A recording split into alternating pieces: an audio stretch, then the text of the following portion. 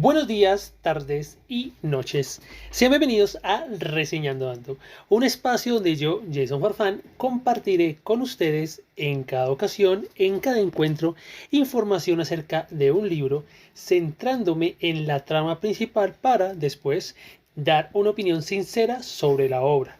Siempre desde la franqueza de un lector hacia otros lectores. Y el día de hoy les comparto una obra de Stephen King, Ojos de Fuego.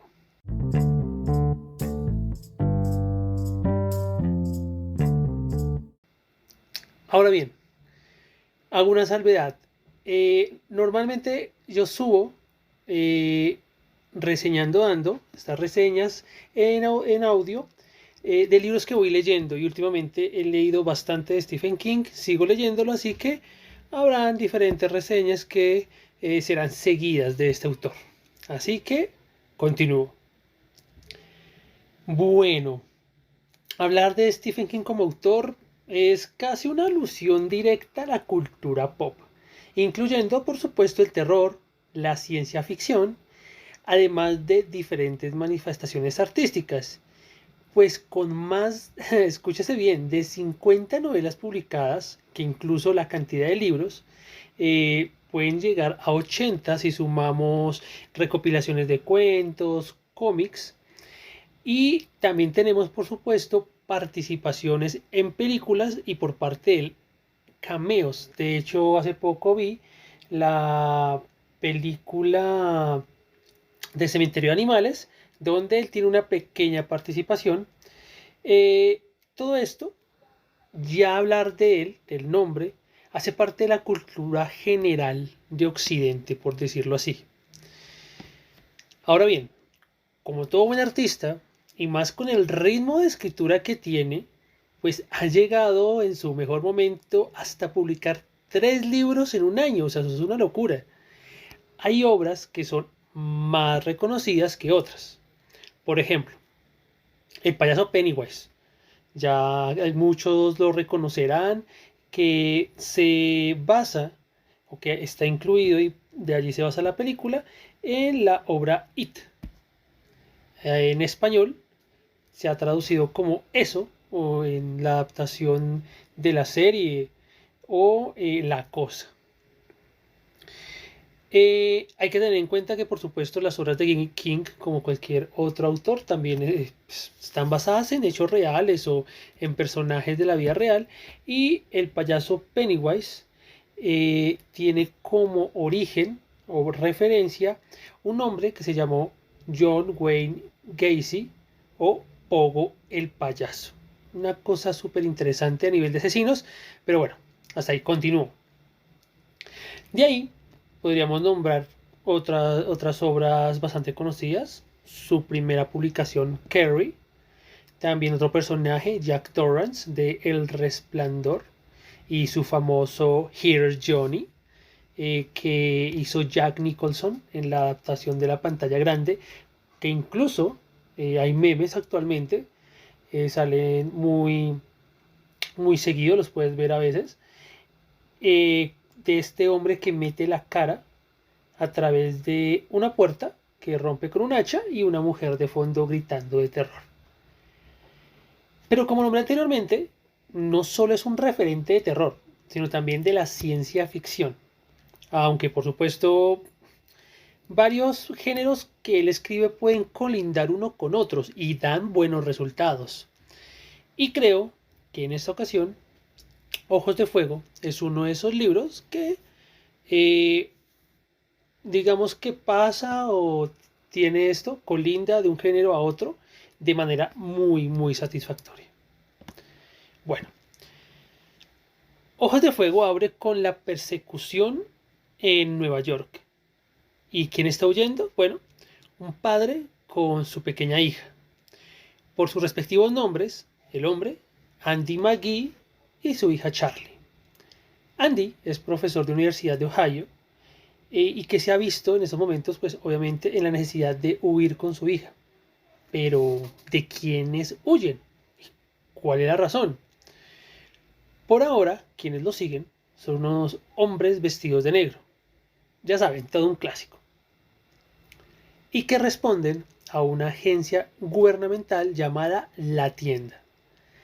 Esta agencia ya años antes ha experimentado con Andy y con su esposa, pero de ella y de estas cosas hablaré un poco más adelante. Ahora, lo que quieren específicamente, obvio, es a él y a su hija. El caso es que Andy logra subirse a un taxi con Charlie, en el desespero, y mientras el conductor arranca, Andy le pide que lo lleve a Albany. Un viaje nada despreciable, pues entre ambos lugares, hay poco más de 20 kilómetros. Son varias horas. Lo curioso sucede cuando Andy, sabiendo que no tiene prácticamente nada de dinero, le da un billete de baja denominación al conductor, haciéndolo pasar por uno de alta, o sea, por otro billete. ¿Cómo hace esto? Bueno, lo que pasa es que Andy es especial. Él llama a esa habilidad que usa empuje. Y lo que hace ese empuje en ese instante es controlar hasta cierto punto al taxista. En este caso, convencerlo. Una habilidad muy ventajosa, creo yo. Pero ni tanto, porque al final el uso de esta habilidad tiene un costo. Y por por la pésima salud de Andy, que se nos cuenta en esta parte introductoria, eh, parece que es un pago muy alto a nivel de dolores de cabeza y problemas en el cerebro por el uso de esta habilidad. ¿Qué necesita Andy para recuperarse, no? Porque no tiene sentido que una habilidad la uses hasta desgastarte y morirte, no. Bueno, según él le dice a su hija, simplemente dormir, descansar. Pero a pesar de que él trata de calmarla en ese instante dentro del taxi, él sabe que el viaje hasta el Bani no será suficiente para recuperarse del todo así vaya descansando. Pero pues lo importante en el momento que es, por supuesto, huir. Paralelo al escape, porque este digamos que es como el primer capítulo, como saben, es una reseña, es muy escueta mi explicación. Se nos relata la historia de cómo Andy adquiere estos poderes. Entonces, varios años antes, nos lleva a específicamente su vida universitaria. Se presenta entonces la cuestión que cambiará la vida de nuestro protagonista, y esto es que participa de un experimento en la universidad por parte del área de psicología, y este experimento es respaldado por el gobierno, en este caso por la tienda que ya antes mencioné. La motivación para participar de las pruebas son $200, además de que un amigo de Andy llamado Quincy le comenta que ya antes han existido pruebas y no han salido mal. En resumen, dinero fácil, que no lo haría, ¿no? Además, si no fuera seguro, pues simplemente la universidad no aceptaría que hicieran el experimento.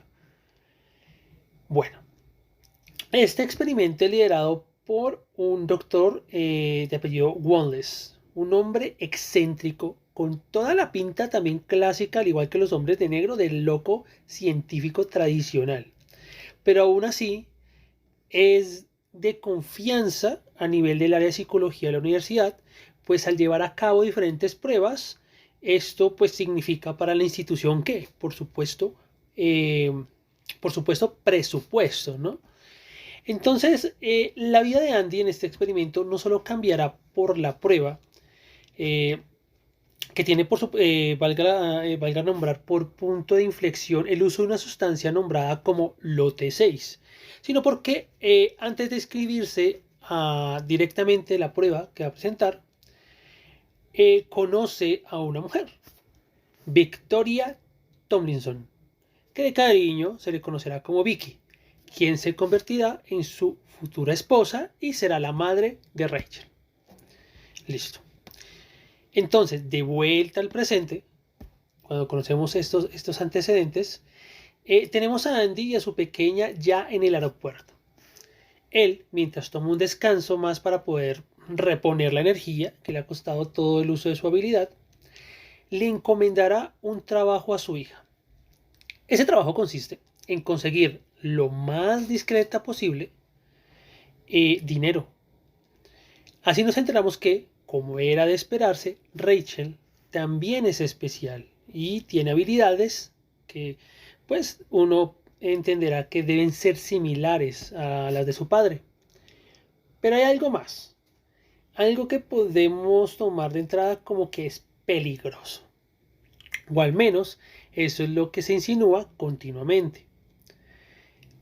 Cuando Andy le pide a su hija que vaya a conseguir dinero, digamos, cómo debe hacerlo, al parecer ya lo habían hecho antes, hay un miedo de Rachel de que algo más se desate, se libere. Va igual, está dentro de los posibles riesgos, pero la prioridad, por supuesto, es escapar. Por supuesto, viene la pregunta, ¿lograrán escapar de manera limpia de la tienda? ¿O al final de cuentas caerán en sus manos? Además, ¿cuál es la historia de aquellos poderes que tanto teme la niña? Y por supuesto el mismo padre. Bueno, por supuesto hay que averiguarlo acercándose al libro. Siempre recomiendo leerlo. Y claro, hasta este punto viene como la reseña general. Bueno, de aquí en adelante puede que más o menos les llegue a gustar a las personas como oyentes. Pues en mi opinión acerca del libro, lo cual implica que hayan spoilers unos que otros, podía dañar la experiencia. Así que ya saben, de aquí para adelante quedan advertidos.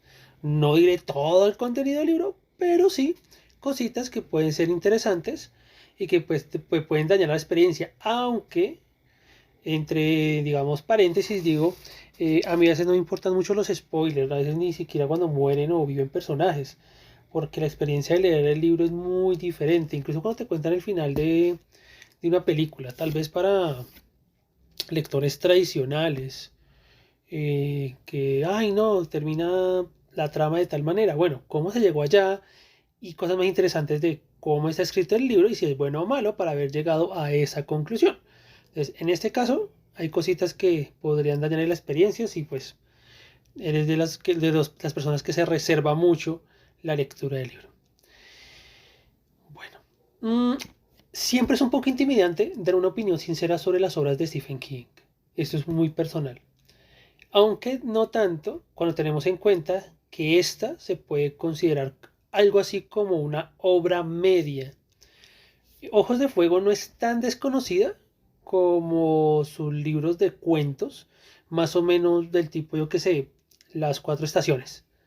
Aún así, y más allá de las adaptaciones cinematográficas que existen, puedo decir de entrada que es un libro que vale la pena leer, aunque por supuesto con unos matices razonables. Ojos de Fuego se enmarca dentro de la ciencia ficción, digamos que es como el elemento transversal fuerte. Y como cualquier novela de King, te lleva de la mano. Es decir, sin la necesidad de un lenguaje especializado complejo.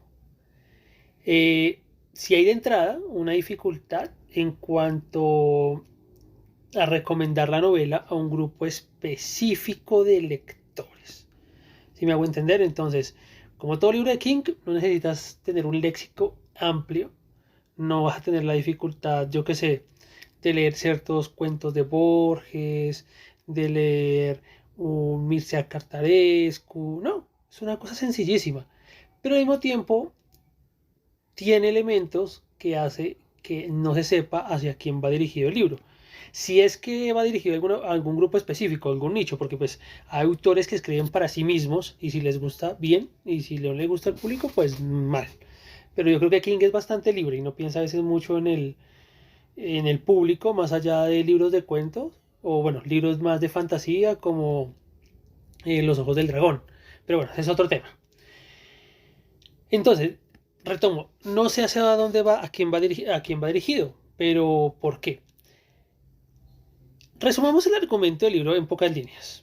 Creo que es muy fácil, es una parte importante de saber si un libro está bien sintetizado. El argumento tendríamos simplemente el escape de una hija y su padre, un padre y su hija, de un ente que tiene que ver con el gobierno y los persiguen a causa de sus habilidades especiales. Punto. Ese es el argumento general. De ahí en adelante sería solo desarrollo y el fondo de estas últimas líneas. Sin embargo, en esas dos instancias es donde la duda surge, o sea, en el desarrollo y el fondo. Pues la novela tiende a ser muy gráfica, pues, en algunas escenas, para un público que puede llegar a ser sensible. Pero aquí viene la pregunta, ¿o es que acaso se esperaba menos de una historia donde las habilidades especiales de dos personas pueden manipular a otros o la realidad misma? Bueno, de pronto la verdad es muy grande. Cuando hablo de realidad, digo más claramente, y como lo dice el título del libro, de quemar y reducir las cosas a las cenizas. Cualquier cosa en el mundo, incluyendo seres humanos. Entonces ahí entenderán más o menos el riesgo del escritor al decirle dar poderes a mis personajes y pueden destruir cualquier cosa.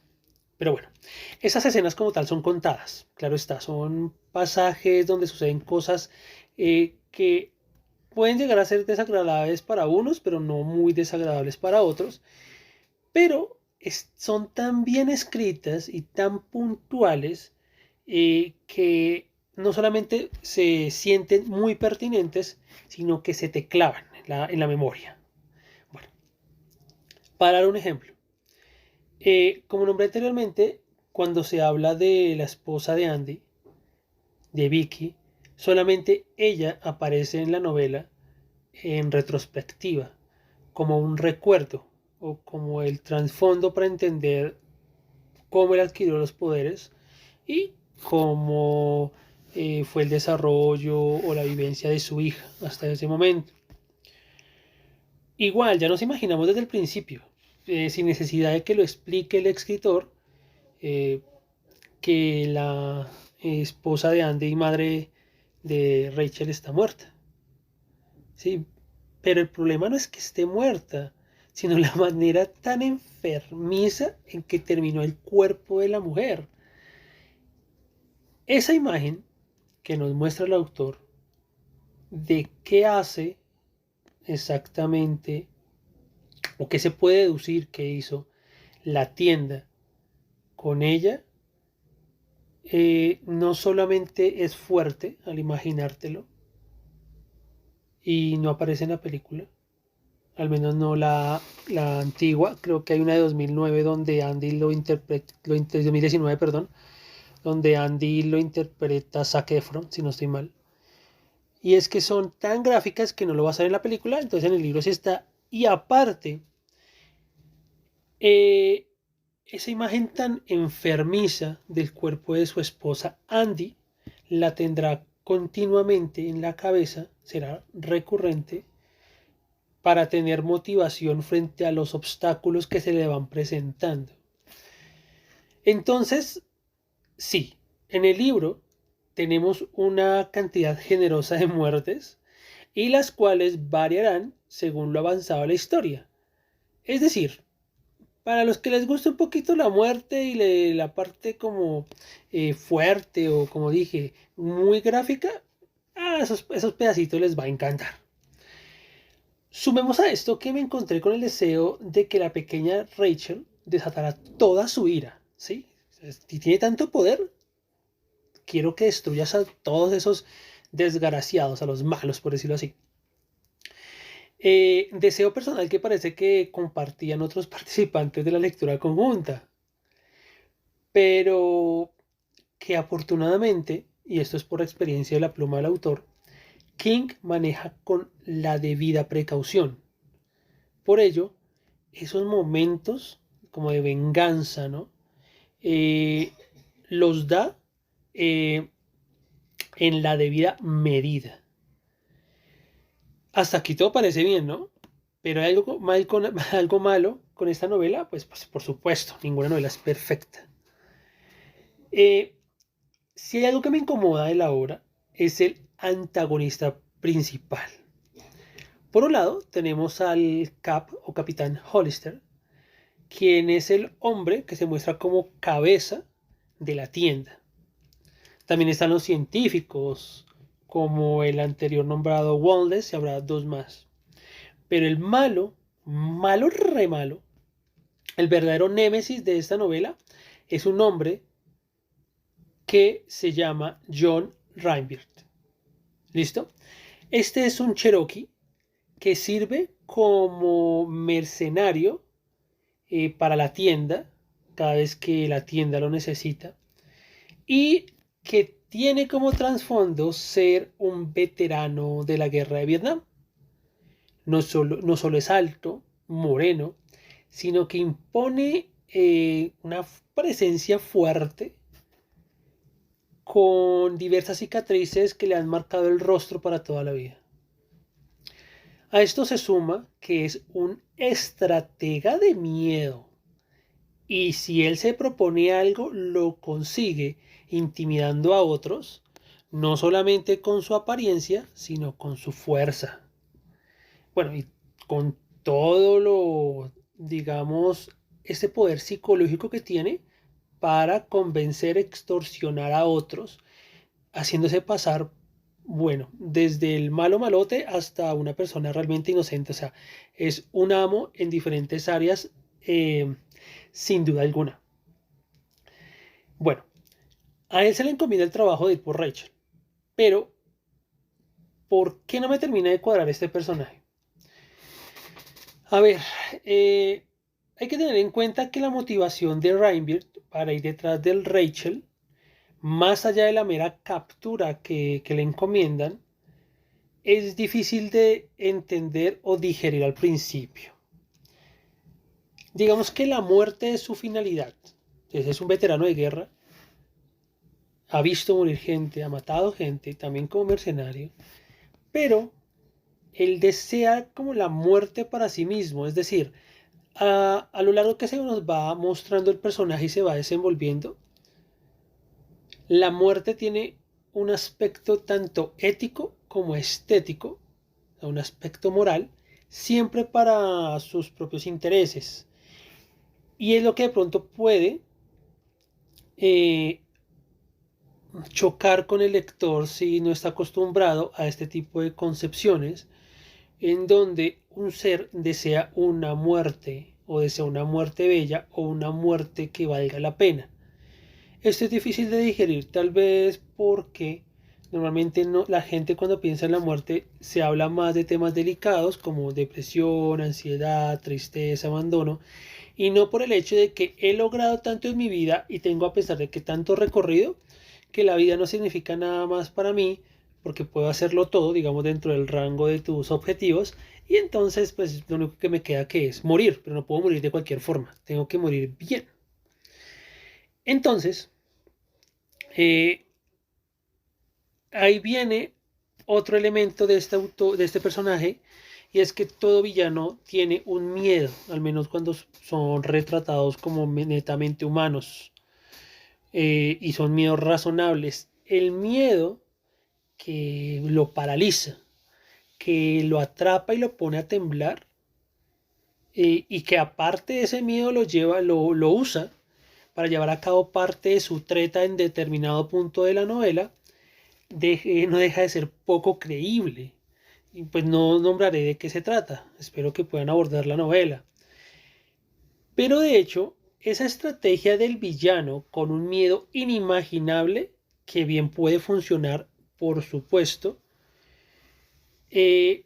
aquí con este supervillano que se nos pinta, de aparte una extraña sensibilidad, más bien lo deja en ridículo. Y uno comienza a pensar, ¿es en serio que le tiene miedo a esto? O sea, parece tonto. Hay miedos mucho peor. Pues claro, tú no puedes entender la psicología de una persona que estuvo en la guerra, porque el miedo de él tiene que ver con algo que pasó en la guerra. Pero no termina de cuadrar. Me suena un poco a que si bien fue bien pensado, tal vez no fue eh, largamente expuesto. Y ya de por sí el libro es más o menos larguito para el lector promedio. Pero bueno, hasta ahí. Digamos que esto es lo que más me raya la cabeza respecto al argumento o el contenido del libro en cuanto a cosas malas. Y de allí, bueno, tenemos algunos elementos que se sienten muy fortuitos. Y no me refiero, guiño, guiño, a una pequeña sacudida natural o una pequeña sacudida de un fenómeno natural que pasa en la novela, sino son pequeños detalles que, si bien aportan al desarrollo de la trama, no te convencen de que el mundo realmente funcione así. Entonces, aquí es donde yo me pregunto si es más por mi incapacidad de meterme en la mente americana que por ser una persona occidental y, pues no sé, de Latinoamérica. Perdón, una persona que se, bueno, la mentalidad norteamericana. ¿Por qué? Digamos que aquí en Colombia, no sé qué tanto en otros países de Latinoamérica, no existe tanto eso del autostop, donde tú paras carros desconocidos y ellos muy amablemente te llevan. ¿Sí? Esto fue muy normal en Estados Unidos hace algunas décadas.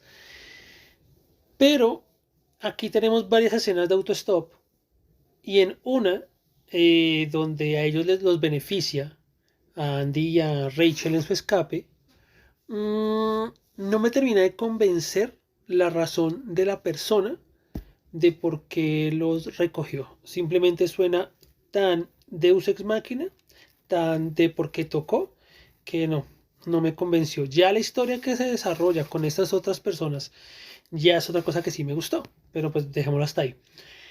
Ahora, esta frase de pronto puede ser dilapidada si alguien lo escucha o si alguien me escucha hasta ese punto, y es el final.